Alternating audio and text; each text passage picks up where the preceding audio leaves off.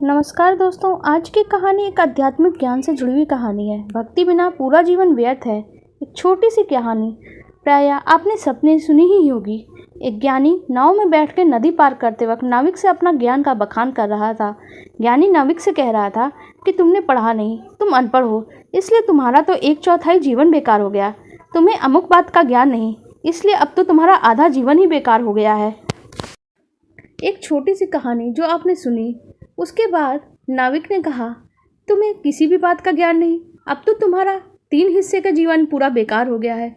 इतने में ही भयानक वर्षा शुरू हो गई। वर्षा का जल नाव में भर गया और नदी में भी भयंकर उफान उठने लग गया। अब तक नाविक चुप बैठा था और सुन रहा था, पर अब नाविक के बोलने की बारी थी। उसने ज्ञानी से पूछा, क्या आपको तैरने का ज्ञान है?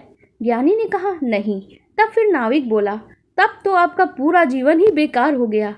ऐसा कहकर नाविक डूबती हुई नाव से तैरकर अपनी जान बचाने के लिए कूद पड़ा। ज्ञानी को तो तैरना ही नहीं आता था, इसलिए वो नाव के साथ ही डूब गया। आध्यात्मिक तौर पे इस कथा को ऐसे ही समझना चाहिए। एक आधुनिक दौर में मौज मस्ती करने वाला मौजी व्यक्ति सरल हृदय प्रभु भक्ति में रमने वाले भक्त से पूछता है, क्या तुमने विदेश में सैर सपाटा किया? भक्त कहता है, नहीं। तब फिर मौजी कहता है, तब तो तुमने 1/4 जीवन व्यर्थ कर दिया। मौजी दूसरा प्रश्न पूछता है भक्त से, क्या तुमने जीवन में मौज मस्ती की, ऐशो आराम किया? भक्त कहता है, नहीं। तो फिर मौजी कहता है, तब तो तुमने आधा जीवन ही व्यर्थ कर दिया। मौजी तीसरा प्रश्न पूछता है भक्त से, क्या तुमने आने वाली पीढ़ियों के लिए धन संपत्ति की व्यवस्था करी है? इस पर भी भक्त कहता है, नहीं। और मौजी कहता है, तब तो तुमने अपना 1/4 जीवन व्यर्थ कर लिया। अब मौजी भक्ति के लिए अफसोस करता है और मौजी रम के जीवन में जीवन जी रहा है, इस बात का खुशी मनाता है। लेकिन क्या भरपूर मात्रा में उसने मौज की थी, इसलिए उसे अपने आप पे गर्व हो रहा है। इतने में ही मौजी के दरवाजे पे मृत्यु ने दस्तक दी और वो भयंकर रूप से बीमार हो गया और मृत्यु की शैया पे आ गया। भक्त मौजी के पास ही खड़ा था। तब उसे कुछ पूछने की जरूरत ही नहीं थी। मौजी की अंतरात्मा ने ही मौजी से पूछ लिया, क्या तुमने प्रभु भक्ति करके भवसागर पार करने का उपाय किया था? लेकिन अंतरात्मा जो मौजी की थी, उसने ही उसे धिक्कार दिया, तुमने तो अपना पूरा जीवन ही व्यर्थ कर डाला। क्या ज्ञान का नदी पार करने के कारण जैसे अंत नहीं हो पाया, ज्ञानी का जीवन वैसे ही बेकार हो गया, उसे तैरना नहीं आता था, वैसे ही मौजी का जीवन भवसागर नहीं पार करने के कारण बर्बाद हुआ। दोनों ही डूबे, एक नदी में, दूसरा भवसागर में।